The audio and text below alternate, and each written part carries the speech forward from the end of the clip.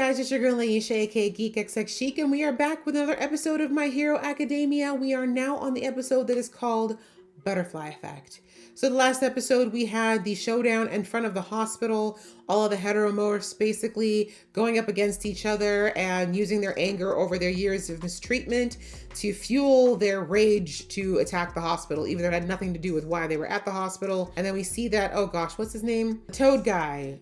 Gosh, his name slipped right out of my head. But we see that Shoji was trying really, really hard to appeal to him and get him to stop doing what he was doing, but whatever the quirks were that All For One gave him had his mind all messed up, so he wasn't able to basically calm himself down. So that was basically the majority of that episode. We also got some of Shoji's background as well, but things are not looking very good in that particular battle. We see that they did break through the police barrier and they are now inside the hospital where, gosh, I can't think of his name, the Void Head is. So that's where we were, ready to jump into this episode. So let's do that. But just remember, if you'd like to be in the know of when I drop episodes, please go ahead and hit that subscribe button as well as the notification bell. All right, that out of the way, let's get into the episode right now.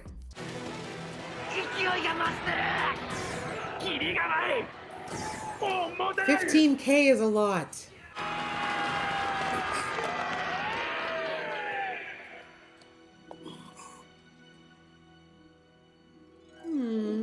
Trying to protect the people.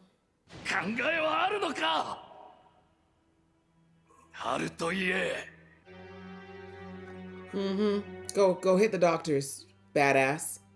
Shigaraki don't give a damn about you, bro.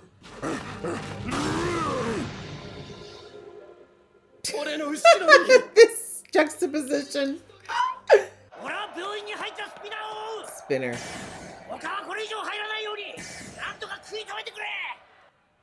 Yeah, easy peas. Anything else you need us to do? Like world peace, climate change, you need us to fix that? Might have.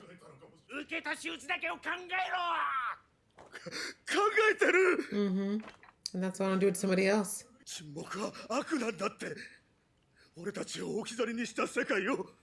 not frivolous, it's understandable. Anyone who's gone through any type of oppression or bullying completely understands the desire for revenge. There's different ways to fight.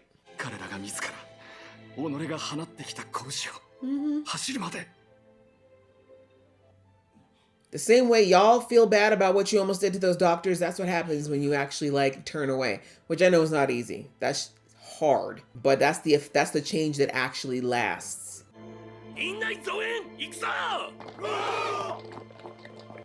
Good job. You did that, Shoji. Did you? Okay. But you know the whole time you were following him, you didn't feel right. But okay. I mean, leave him alone. Seriously, him and Mirko, leave them and Aizawa alone, please. It's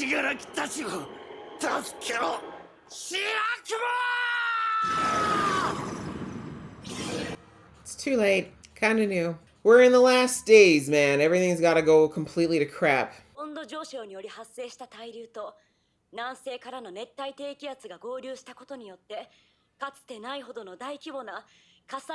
Great. So y'all are causing literal climate change. Okay.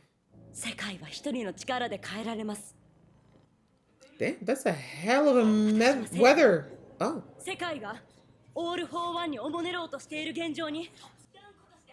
Okie doke. I was about to say, that's a lot for a weather report.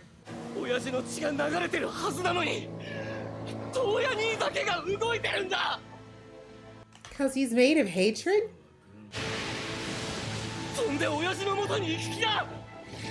It's always going to be about Dad. Started with him, it's going to end with him. Because his fake quirk is barely holding him together. Great. All For One is going to be there like that. It's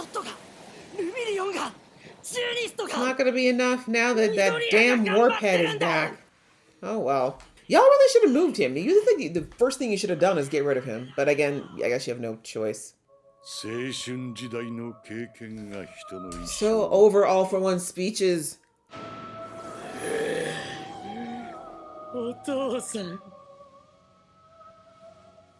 Go ahead and kill me. I'm already half dead anyway. Oh,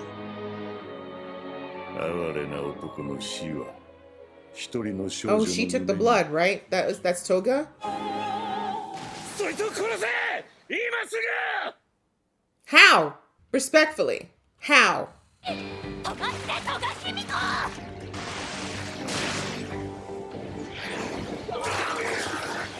That guy's a problem. Get him, Sharky. Was it Gangster Shark? Gangster Shark. Doo-doo.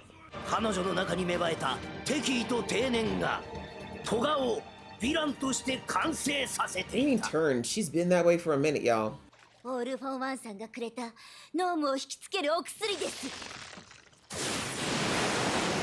Froppy.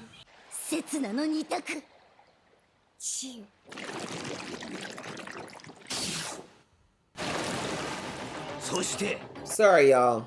You have been outthought.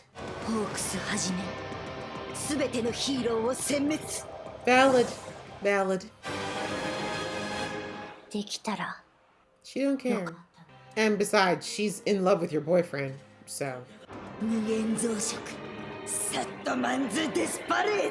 They weren't kidding about that death parade. She doesn't have all, it's about timing. You're just gonna have to try to outlast it. Good luck. Oh, do I want to know what's coming up? Do we want to know what's happening next? Like, it's looking pretty bad, guys. Woo, guys. This is the part of, these types of arcs that I always find so rough because, we all know that in these types of stories, you gotta have the situation where the hero or heroes in this particular case gotta be like at their bottom. Like you gotta go down, down, down, down, down, down so that the rise, the meteoric rise that happens as far as, the success, the heroes win, it's more satisfying when it comes from the depths of the depths. So yeah, it's my least favorite part though. This is definitely, we're in our third act, and yes, usually in the third act, the hero is down and out. It's looking bad. It's seeming like there's nowhere left to turn, like there's nowhere lower to fall. Like it's it, right? It's supposed to be where hope, quote unquote, should be lost. And then there's that little glimmer that comes in, and it's the little thread that eventually turns into a rope that can be used for the hero to climb their way out. So yeah, that's basically what we got going on right now. The battle was never really in the hero's favor from when it started, right? Because we know that All for One's been planning this since before people even realized All for One was back. But yeah,